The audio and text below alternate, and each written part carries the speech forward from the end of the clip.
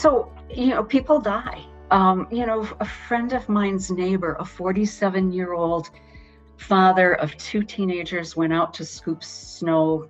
All appearances was healthy, and he dropped dead scooping snow, leaving behind two teenage daughters and a wife.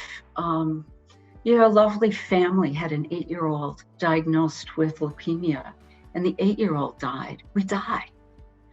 And sometimes we die of old age and natural causes if we're lucky.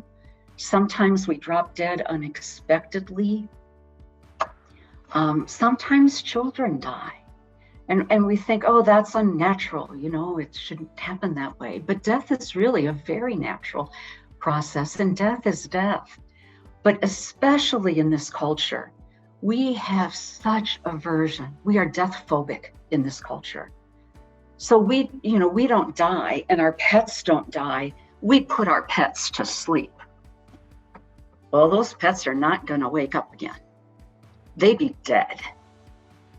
And we say, we lost a parent, we lost a husband, we lost a child. Well, we're not going to find them again on this earth. They're dead. Or this is one I love. After a long battle with cancer, they died. Well, that's a medical failure. They lost the battle. Dying has become a medical failure, as if somehow, we gave up, we lost.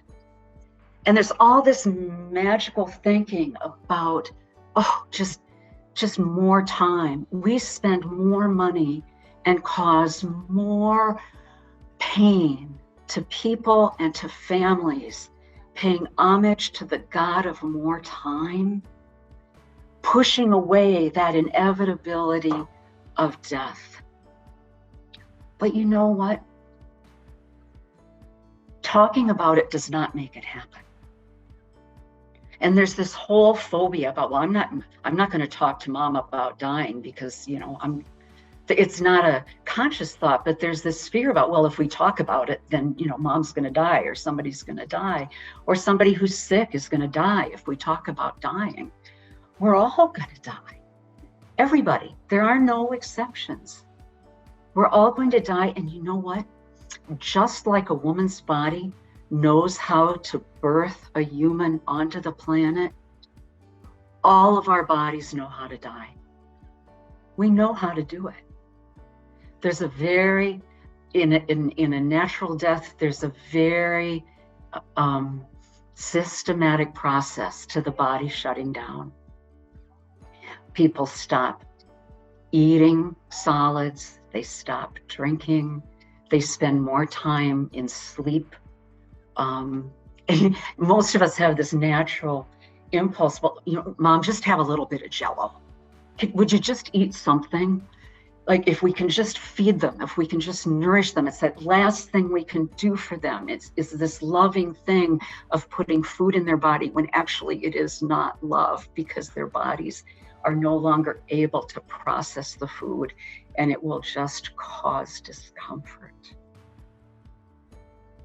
People die faster, they die slow. And if you think about it, you'll recognize that this is true. I had an oncology nurse once. I asked her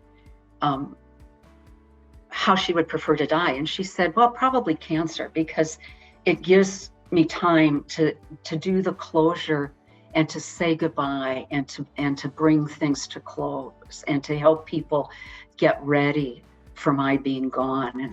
And at first it was like, well, that's interesting. So there's, that wish to die slow, to transition, to do closure, to my husband's desire to just drop dead and be gone and not have to do all of that emotional work.